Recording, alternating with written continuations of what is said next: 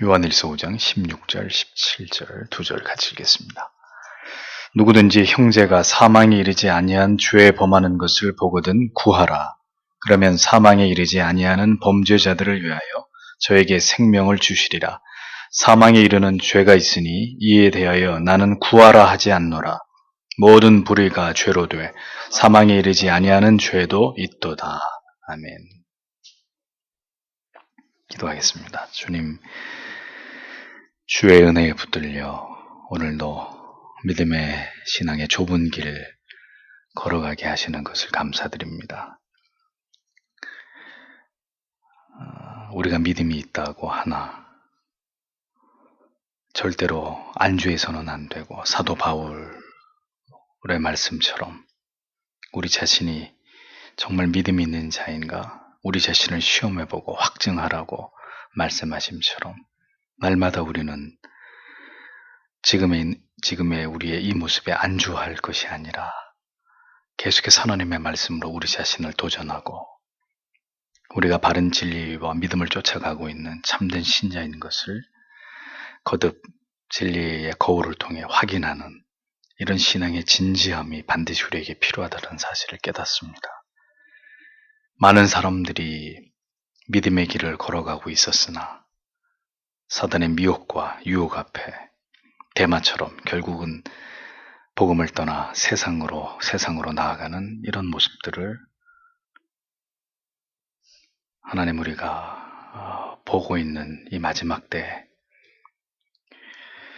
우리가 무엇을 위해 어떻게 기도해야 되고 내 자신과 그리고 지체들을 어떤 관점으로 바라보며 우리가 무엇을 어떻게 기도해야 될지 오늘도 하나님의 말씀을 통해 하나님 귀한 깨달음을 얻기를 원합니다. 그리고 그 말씀에 따라 기도하며 하나님의 긍휼과 자비를 구하며 성도로 살아가기를 소원하오니 이 밤에도 주님 부디 우리가 그냥 이 자리에 왔다가 자리에 머물다 떠나가는 자들이 아니라 살아계신 하나님과 말씀을 통하여 교통하고 소통하고 그래서 우리의 마음에 깊이 새겨주시는 하나님의 뜻을 헤아리고 그 말씀이 지워지지 않은 철필로 우리의 신비에 새겨져서 그 말씀을 따라 살고자 하는 거룩한 결의가 우리 안에서 계속 되어지는 참된 신자의 삶을 살아가는 우리가 되도록 주님 도와주옵소서. 더 하나님께로 다가가지 않으면 멀어지는 것입니다. 언제나 하나님 그러한 우리의 영혼에 경종을 울리는 하나님의 말씀을 들으며 경각심을 가지고 주님을 쫓아가는 깨어있는 신부들이 다 되도록 주님 우리 모든 성도님들을 붙드시고 그 길로 이끌어 주시옵소서. 이 밤에도 말씀하여 주시고 우리가 그 말씀을 들으며 깨달음을 얻는 복된 시간이 되게 하여 주옵소서. 예수님 이름으로 기도합니다. 아멘. 사망에 이르지 아니한 죄, 이런 제목으로 요한일서 강의를 이어가겠습니다. 안팎으로 어려움에 직면한 초대교회 성도들에게 사도는 영생의 소망을 더 공고히 하면서 하나님을 향해서 담대한 마음을 가지고 어떤 가운데서든 기도와 간구로 어려움을 이겨낼 것을 주문하고 있는 내용을 지난주에 말씀을 통해 생각했습니다. 더불어 하나님께서 그 모든 어려움 가운데서 하나님의 뜻을 따라서 하나님 앞에 기도할 때는 반드시 하나님이 우리의 기도를 들으시고 역사하신다는 사실을 믿고 간구해야 된다. 이 부분까지 사도가 초대교회 성도들에게 역설하고 있는 것을 볼 수 있었습니다. 다시 말씀드리지만 사도는 이런 어떤 안팎의 위기의 상황, 어려움과 어떤 고난 앞에 놓여있는 성도들에게 그냥 모든 게 다 잘 될 거야. 걱정하지 마. 하나님이 다 잘 되게 해주실 거야. 그런 긍정의 말로 성도들을 절대로 위로하지 않았다는 거죠.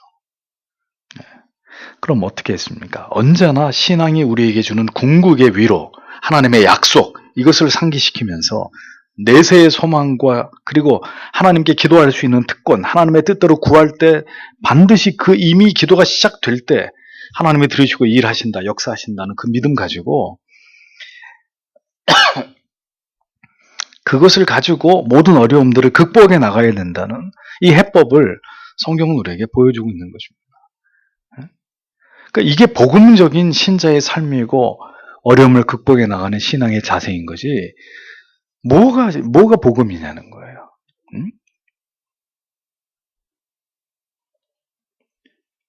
시대가 바뀌었고 많은 시간이 지나갔지만 교회와 성도가 시련과 고난에 직면했을 때 이것에 대처하는 자세와 태도와 그 원리는 절대로 변치 않는 것입니다. 조엘 로스틴 따위가 말하는 그런 긍정의 힘은 그건 복음이 아니에요. 쓰레기란 말이에요. 쓰레기. 그건 성경이 얘기하고 있는 복음이 아니에요. 그건 신자가 살아가면서 지향해야 될 궁극의 지향점이 결코 될 수 없는 것입니다.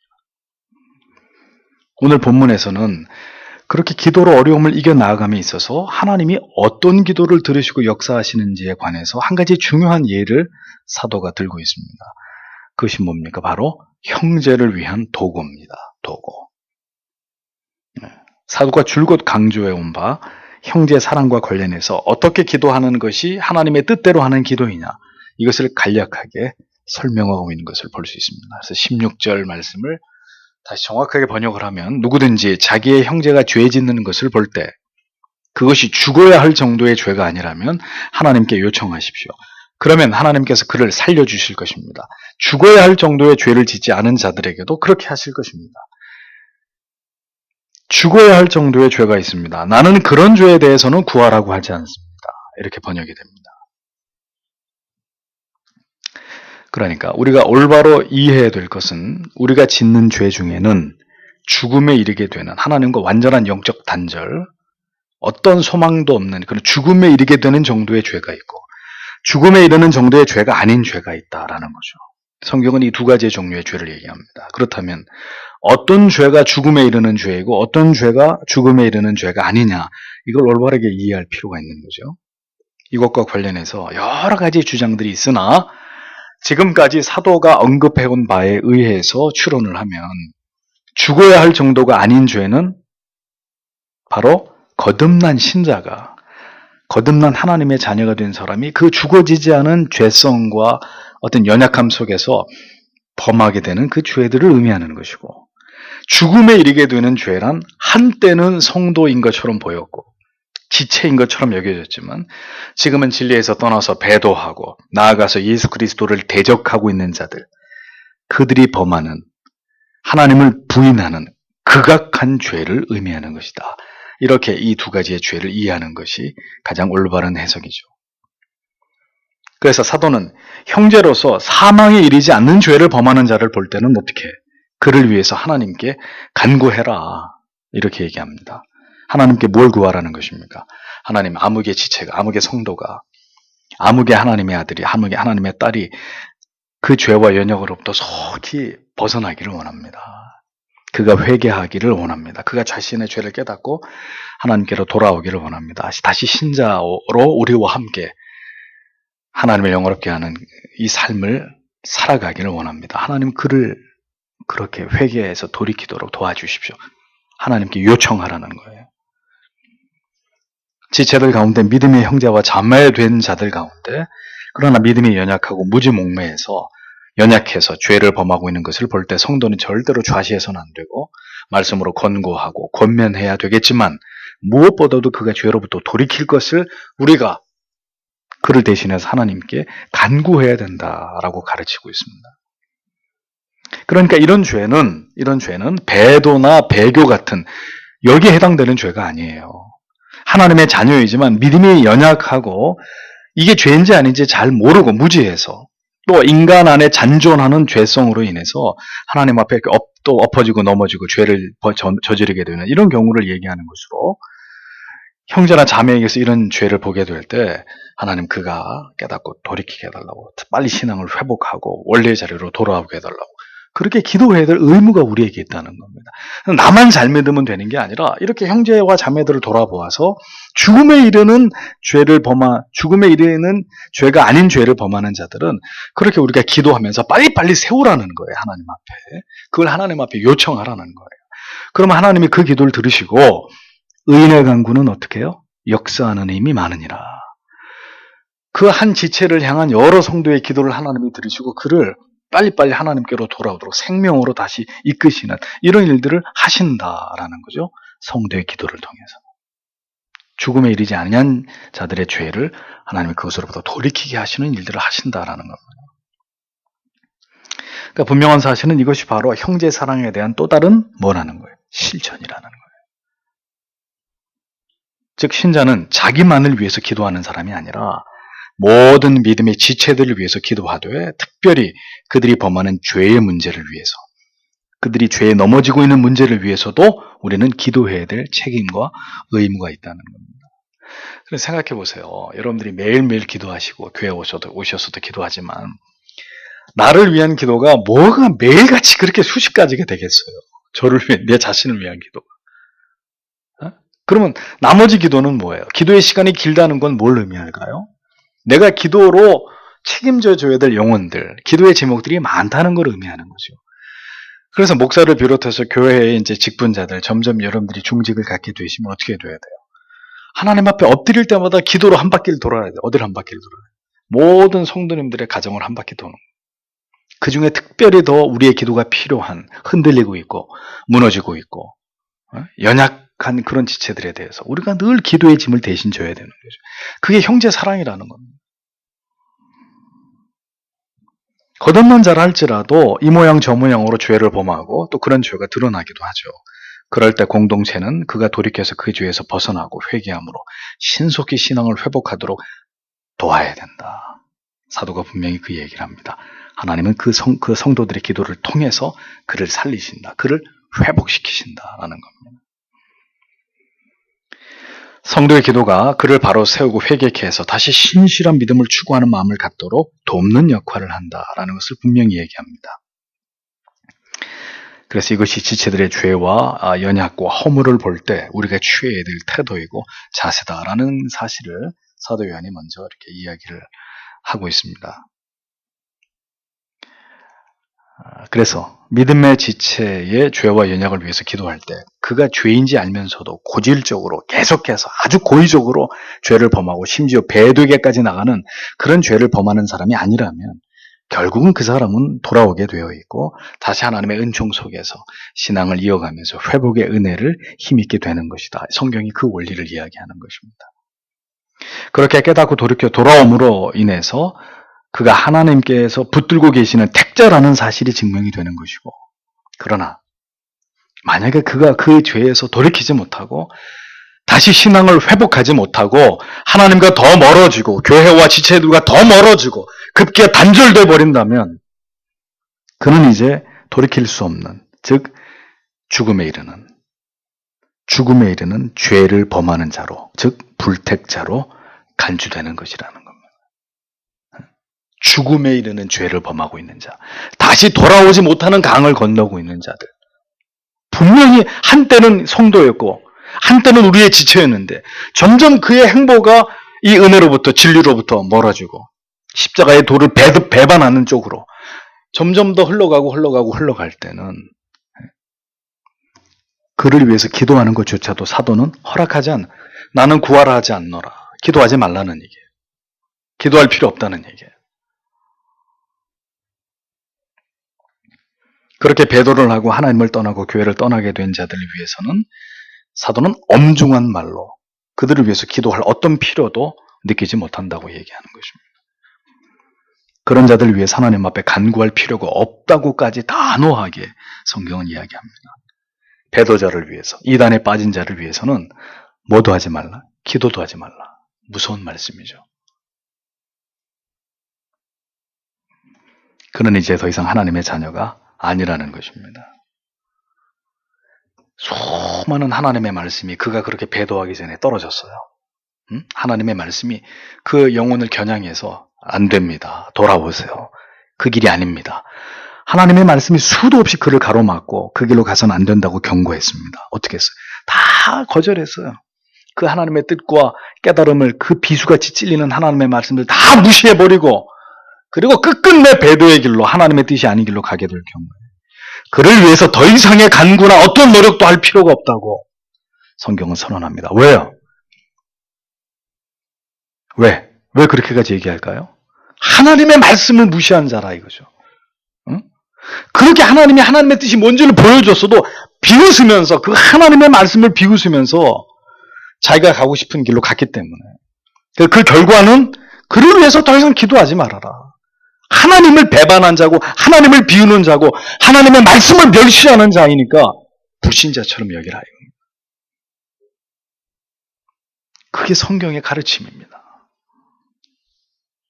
수없이 많이 경고했는데도 듣지 않을 때 성경은 선언합니다. 그는 배도자고 이단에 속한 자고. 그런 사람들이 어디 있었어요? 이 요한일서가 기록되고 있을 당시에 초대교회 안에 예수 잘 믿고 있다가 영지주의에 빠져버린다든지, 예수 잘 믿고 있다가 갑자기 튀어나가가지고 막 그때부터 예수를 공격하고 예수 믿는 사람들을 대적하면서 안티들이 돼가지고, 예? 내가 교회 한 10년, 나도 모태신앙자에 왜 이래? 내가 한 30년 교회 다녔는데 내 결론은 하나님 없어. 니체처럼, 또 누구예요? 스탈린처럼. 결국은 하나님 없다, 그의 결론. 그렇게 해서 배도한 사람은 이제는 더 이상 우리의 지체가 아니다. 그를 위해서 기도도 하지 말아라. 동성애 문제도 이런 관점에서 바라봐야 되는 겁니다. 돌이키도록 우리가 그에게 권면하고, 동성애는 안 됩니다. 돌아서세요. 하나님이 그대를 긍휼히 여기셔서 돌아올 수 있도록 도와주실 겁니다. 그러니까 돌이키세요. 그렇게 권면하고 기도해서 돌이키고자 하는 자, 돌아오는 자는 어떻게 해야 돼요? 우리가 지체로 여겨줘야 돼요. 받아줘야 돼요. 과거에 그가 어떤 짓을 했든 간에 돌이키고 회개하고 하나님께로 돌아오겠다는 사람들은 받아줘야 돼요. 그런데 계속 하나님의 말씀으로 권면합니다. 됐거든요. 우리 하나님은 나 같은 사람도 다 봐주신다 그랬거든요. 그러니까 그런 웃기는 소리 하지 말고, 나는 동성애를 하면서도 예수 믿을 거니까 신경 끄라고. 그럼 신경을 꺼주면 되는 거예요. 네. 자기는 죄가 없다고 주장하지만 교회는 절대로 그렇게 자기의 동성애를 합리화하는 사람들 교회 안에 지체로 둘 수 없는 거예요. 내보내야 되는 거죠. 이 교회를 떠나시라고. 받아들일 수 없는 것입니다. 신자는 하나님 앞에서 자신의 주장과 고집을 뜻을 꺾고 돌이키는 사람입니다. 요나처럼 한때는 하나님께 불순종하고 거스리기도 했지만, 니네로 가라 그러는데 다시스로 내빼는 이런 모습을 보이기도 했지만, 물고기 뱃속에 들어가서 하나님이 그를 회개시킬 때 어떻게 했습니까? 회개했죠. 돌이켰잖아요. 그래서 니느웨 가서 회개하라고 외쳤잖아요. 돌이키는 사람, 돌이켜야 그가 하나님의 사람이에요. 다윗처럼 침상을 적시면서 나단 선지자가, 네가 바로 그놈이다. 나단 선지자가 하나님의 말씀으로 무섭게 그를 꾸짖었을 때 어떻게 했습니까? 침상을 적시면서 회개했죠. 그렇게 태어난 자식 죽었을 때 어떻게 했어요? 3일 금식하고 기도하고 다시 머리 빗고 목욕 제기하고 음식을 맛있게 먹었어요. 그게 하나님의 사람 다윗이에요. 지나간 건 지나간 거고, 나는 이제 계속해서 하나님이 주신 사명을 감당하고 내가 앞으로 주어진 내 길을 가야 된다. 아주 그게 분명했던 거죠. 그런 사람들이 하나님의 사람인 거예요. 돌이킬 수 있는 사람, 아니다라고 판단해서 떠날 수 있는 사람, 등을 돌릴 수 있는 사람, 그 사람들이 하나님의 사람들인 거예요. 하나님의 영이 그 속에 있다는 증거예요. 돌이키지 않고 오히려 하나님을 버리고 대적하고 믿음을 버리고 교회와 지체들을 미련 없이 떠나는 사람들, 그리스도의 사람 아니에요. 따라서 그런 자들을 위해서 성경은 기도조차도 하지 말라고 권하는 것입니다. 이상하죠? 사도 요한이 계속해서 형제 사랑에 대해서 계속 얘기해 오다가, 형제 사랑하지 않으면 그 사람 그리스도인이 아니다. 하나님의 영이 그 안에 없기 때문에 형제를 사랑하지 않는, 아주 강도를 굉장히 높여서 형제를 사랑하라고 얘기하던 이 사랑의 사도가 여기 와서는 기도도 하지 말아라. 기도도 할 필요 없다. 죽음을 향해서 나아가는 죄를 짓는 사람들 기도도 해주지 마라. 완전히 다른 얘기를 하고 있는 거잖아. 이게 진리예요. 이게 하나님의 말씀인 거예요. 진리는 절대로 구걸하지 않습니다. 제발 돌아와 달라고 막 애원하고 간청하지 않습니다. 이미 진리가 무엇인지 알고 하나님의 사랑과 예수 그리스도의 은혜가 무엇인지 알고 있으면서도 그 모든 걸 버리고 떠날 때, 성경은 그렇게 할 수 있는 그 사람은 그리스도의 사람이 아니었기 때문에 가능한 일이라고 간주하는 것입니다. 그렇게 해석하는 거예요. 자, 그래서 이렇게 대놓고 아예 하나님을 부정하고 진리를 떠나는 경우도 배도이지만 또 다른 경우에 배도가 있습니다. 배도와 준한, 거의 배도와 버금가는 매우 두려운 어떤 일이 있어요. 그건 어떤 것일까요? 이것은 어떤 계명에는 순종해요. 어떤 계명은 잘 지켜요. 그런데 성경에 또 어떤 계명과 어떤 하나님의 뜻은 절대로 인정하지 않아요. 불복종이에요. 불순종하는. 어떤 계명은 아주 철저하게 잘 지키는데 어떤 계명은 이거는 하나님의 말씀으로 이 사람이 간주하지 않아요. 그거는 그렇게 하고 싶지 않아. 그건 내가 따를 수 없어. 또 다른 배도입니다. 전면적으로 하나님의 뜻을 부인하는 것만 배도가 아니라 어떤 것은 따르고 어떤 것은 부정. 이것도 배도예요. 배도. 자기의 불순종을 합리화하고 있는 고집스러운 행위.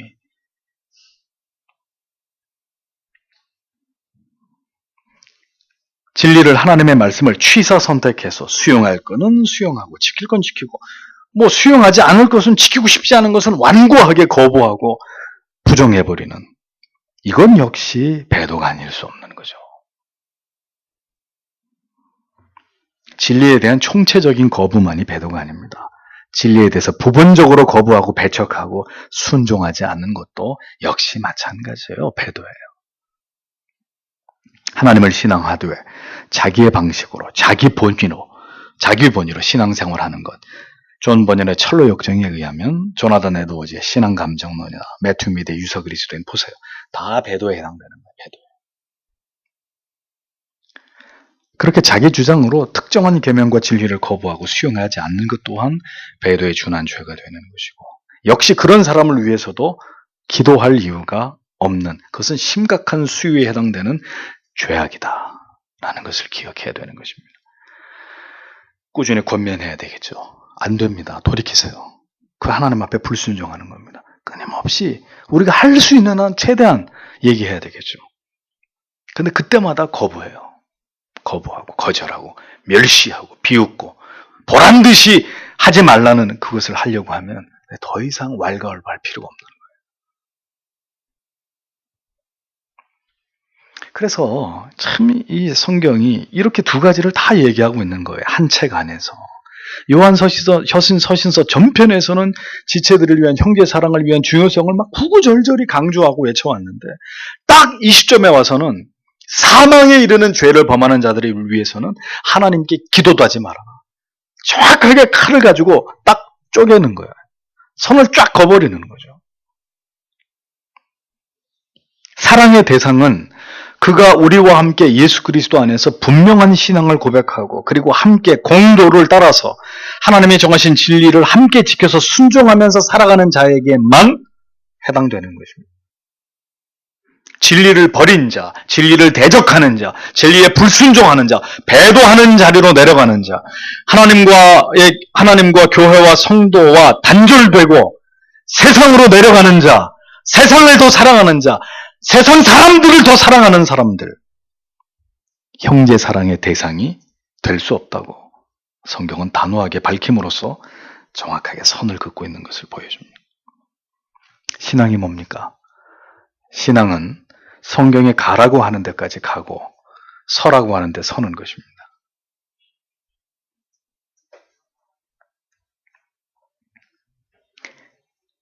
임의로 우리가 더 갈 수도 없고 덜 갈 수도 없는 거예요. 그래서 항상 말씀드리지만 예수 그리스도보다 더 공의로워서도 안 되고 예수 그리스도보다 더 자비로워서도 안 되는 것입니다.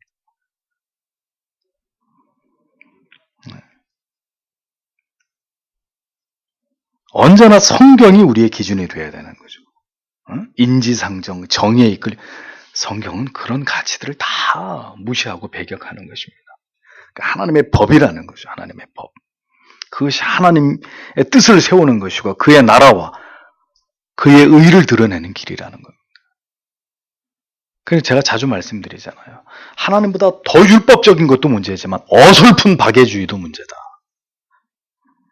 다음 구절을 보겠습니다. 17절에 모든 불의는 죄입니다. 그리고 죽어야 할 정도가 아닌 죄가 있습니다. 이렇게 기록하고 있습니다. 사도가 다시 모든 불의가 죄라고 못 박습니다. 왜 그랬을까요?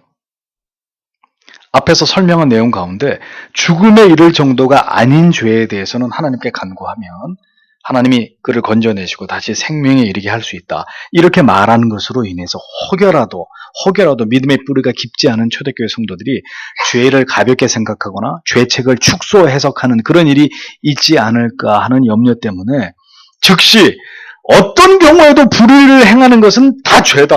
다만 용서받을 수 있는 죄가 있고 용서받을 수 없는 죄가 있지. 그런데 모든 불의는 죄다. 하고 다시 한번 또 명백하게 정리를 하는 것입니다.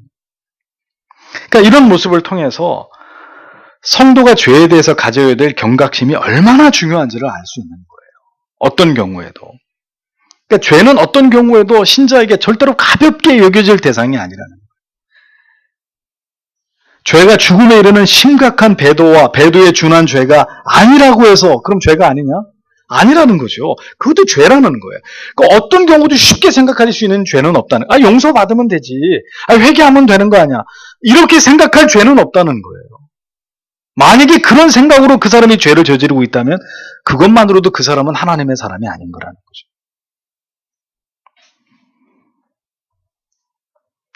그러면서도 또 한편 이 균형을 맞추려고 애쓰는 이런 어떤 말씀들이 보이잖아요. 또 한편 그러나 사망에 이르지 않는 죄도 분명히 있다. 모든 불의는 죄다. 그래놓고 또 이어서 그런데 사망에 이르지 않는 죄도 있을 수 있어. 그러니까 어느 한쪽으로도 사도가 치우치지 않으려고 이 두 가지를 다 균형 있게 다루려고 하는 그런 노력들이 하나님의 말씀 속에 나타나잖아요. 성경이 이렇게 균형을 잡으려고 애를 쓴다면 우리도 이 문제에 있어서 이렇게 균형을 잡으려고 굉장히 노력을 해야 된다는 겁니다. 그러니까 쉽게 생각할 수 있는 문제들이 절대로 아니라는 거죠. 죽음에 이르지 않는 죄가 있다. 그런 경우는 기도하면 하나님이 회복시킨다. 그래도 그건 죄다. 모든 불의는 죄다. 그런데 죽지 않는 죄가 있다. 계속 왔다 갔다 하면서 하나님이 우리에게 말씀하시려고 하는 것들을 충분히 전달하려고 하는 사도의 노력을 보는 것입니다. 절묘한 균형을 맞추고 있는 거죠.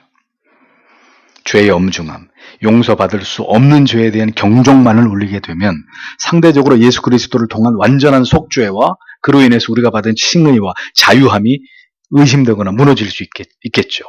그러니까 또 반대편의 얘기를 하고 반대편의 얘기만 하면 또 이 부분에 오해가 생길 수 있으니까 또 이 부분을 얘기해서 균형을 잡고 그러면서 신앙의 이 바른 길로 이 어떤 고도의 영적인 긴장이 있는 그 길로 이렇게 성도들을 이끌어가는 그런 모습을 우리가 보게 되는 것입니다. 그리스도 예수 안에서 우리의 모든 죄는 사해졌고 우리가 더 이상 죄책 아래 있지 아니한 자입니다. 그러하기에 모든 불의가 죄지만 그 결과가 어떤 자에게는 영원한 사망에 이를 수 있고 다시 돌아오지 못하는 어떤 자에게는 그런 죄가 있음에도 불구하고 결국은 영생으로 들어갈 자들이 있다. 성경은 이 두 가지 케이스를 정확하게 이야기하고 있는 것입니다. 이러한 말씀 속에서 우리는 한편으로는 안도하면서 또 한편으로는 경각심을 갖게 되고 그래서 더 성화에 진력하면서 나와 지체들의 죄를 다루는 문제를 언제나 신중하게 여기면서 이러한 문제를 위해서 기도하기를 게을리하지 않는 그것을 노력하는 신자들이 되어가야 한다는 것입니다. 그래서 성도 여러분, 다시 말씀드리지만 신자는요 절대로 대범하게 죄의 길로 가지 않아요. 죄악된 길을 선택했을 때 신자라면 그의 영혼 가운데 어떤 일들이 일어나기 시작합니다. 뭐가요? 견딜 수 없는 갈등과 고뇌와 불안과 두려움과 가책과 고통이 일어나요. 그래서 지금 내가 격길로 가고 있다는 것에 대한 심각한 자각증상이 일어나는 거예요. 괴로운 거예요. 막. 내가 지금 하나님이 원치 않는 길로 가고 있다는 것 때문에 머리는 막 그렇게 나한테 외치는 거예요. 몸은 비록 죄를 향해 갈지라도. 그러니까 행복하지 않아요. 절대 그 상황이, 그 모습이. 그 성도의 모습이. 응? 이게 이렇게 분리되면서 두 마음으로 분리되면서 엄청난 고통을 느끼면서 그러면서도 죄의 달콤함도 못 놓고 하나님께로 돌아가야 되는데 이거에 대한 거룩한 압박도 뿌리치지 못하고 그게 얼마나 큰 괴로움이에요. 그래서 어떻게 돼요, 결국은? 결국은 그 죄의 낙을 접고 하나님께로 돌아가는 사람이 그 사람이 신자인 거예요. 강력한 하나님의 말씀이 예리한 검처럼 막 자기의 죄를 공격합니다. 거짓말처럼 목사가 내 속을 다 들여다보고 지금 설교하는 것처럼 아주 정확하게 나를 공격하는 그런 말씀들을 들어요. 막 자신이 파헤쳐지고 다 드러나는 어떤 이런 부끄러움을 경험하는 거죠.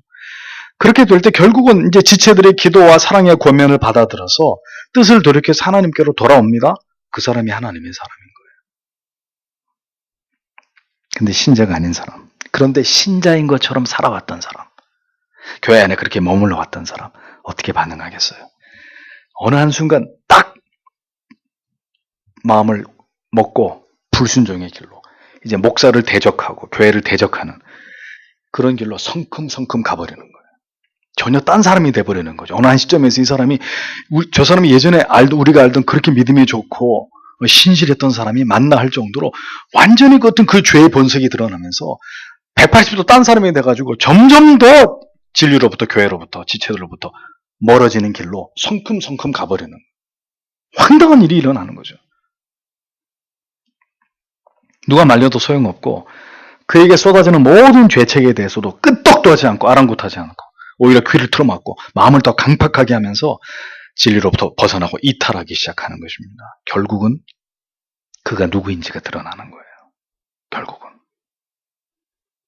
마음은 더 돌처럼 굳어지고 완고해지면서 모든 사랑의 구원면 자기를 위한 기도를 비웃으면서 필요 없다는 식으로 거절합니다. 그것이 바로 참된 신앙의 자리를 버리고 세상으로 불신앙의 길로 멸망의 길로 죽음을 향하는 길로 내려가는 사람들의 한때는 교회 안에 있었던 그러나 배도하는 전형적인 모습. 안타깝지만 이것은 사실입니다. 기독교의 복음은 많은 이들을 구원의 길로 영생의 길로 인도하였습니다. 그러나 복음은 복음으로 나온 모든 자들을 구원의 길로 인도하지는 않았습니다. 복음을 듣고 교회를 다니고 천국의 문턱까지 갔다고 해서 천국에 들어가는 것은 아닙니다.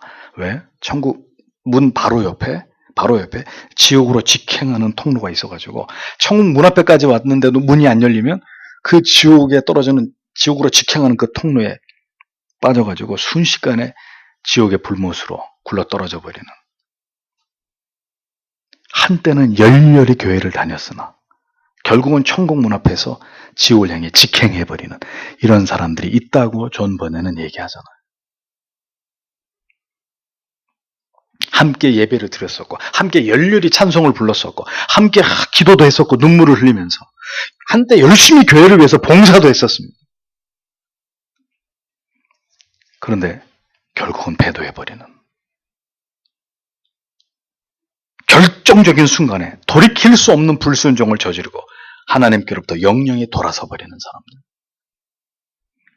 가룟 유다처럼 다시는 진리 안으로 돌아올 수 없는 사람들. 히브리서의 말씀처럼 다시는 돌이켜 회개케 할 수 없나니. 그런 자들이 분명히 교회 안에 있을 수 있고, 그런 자들이 일어날 때 교회와 성도는 다른 인간적인 생각에 연연하거나 치우치지 말고 성경이 말씀한 대로 성경의 매뉴얼을 따라서 대응해야 됩니다. 어떻게 해요? 외인처럼 여기는 거죠. 가슴 아픈 일이지만 그보다 더 두려운 분이 하나님이시기 때문에 그것이 진리를 지키고 공동체와 신자들의 신앙을 보호하고 교회를 굳건하게 세워나가는 일이기 때문입니다. 만약에 교회가 동성애자들을 받아들인다, 이단에 빠진 사람도 교회가 남처럼 여기지 않고 그도 우리 형제이니 우리가 계속 그를 형제로 대해줘야 됩니다. 자, 교회가 어떻게 될까요? 난장반이 되겠죠. 하나님의 법은 무너지고 결국은 그 이단에 속한 자들이 다시 교회 안으로 들어와서 교회 전체를 영적으로 파괴시키고 몰락시키고 또 다른 동성애자들을 만들어내고, 동성애를 해도 교회가 다 받아주네, 형제라 그러네, 그러면 나도 해도 돼. 교회가 무너지는 거예요. 결국은 무너지는 거예요. 몰락하게 되는 거예요.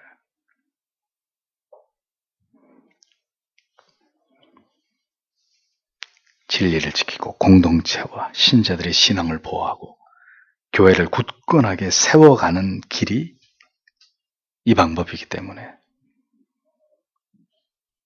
안타까운 일은 그렇게 한 길을 가다가 한 교회를 다니면서 믿음 생활을 같이 하다가도 지옥에 갈 자들과 천국에 갈 자들이 분명하게 나뉘어지게 된다는 사실입니다. 한 지붕 아래 가족으로 사는데도 천국에 갈 가족이 있고 지옥에 갈 가족이 있다. 부부인데 남편은 천국에 가고 아내는 지옥에, 아니면 아내가 지옥 가고 남편이 천국을 가든지, 부모가 천국을 가고 자식이 지옥을 가든지, 자식이 천국을 가고 부모가 지옥을 가든지,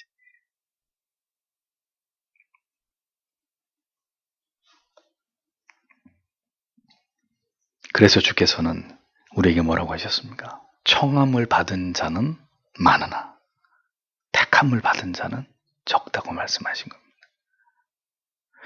사랑을 쭉 강조해 오던 사도가 웬일인지 여기서는 죽음의 사망에 이르는 죄가 있으니 이에 대하여 나는 구하라 하지 않노라. 완전히 반전으로 전혀 다른 말씀을 하면서 교회 안에서 지체라 이름하는 자와 절대로 지체라 이름할 수 없는 한때는 교회 안에 있었던 자들, 그들을 각기 달리 대우해야 된다. 이 이야기를 이 요한일서 거의 끝부분에서 분명하게 초대교회 성도들에게 이야기하고 있는 것입니다. 이유는 교회를 지키기 위해서, 남아있는 모든 성도들의 믿음을 지키기 위해서, 하나님의 도를, 하나님의 이 진리의 도를 바로 세우고 끝까지 그것을 지켜내기 위해서, 추워도 타협하지 않으려고 하는, 타협하지 말라고 얘기하는 하나님의 진리를 우리에게 전해주고 있는 것입니다. 그러므로 성도 여러분, 어떻게 기도해야 되느냐? 누구를 위해서 어떻게 기도해야 되느냐? 뭘 기도해야 되느냐? 오늘도 이 주신 말씀에 근거해서 우리가 기도해야 될 자들과 더 이상 기도조차 필요 없는 자들, 안타까운 일이지만, 심히 마음 아픈 일이지만, 오늘도 이 성경의 가르침에 따라서 우리가 기도하고 형제를 세워가는 그런 일에 하나님 앞에 충성하는 하나님의 사람들이 되어야 될 줄 믿습니다. 기도하겠습니다.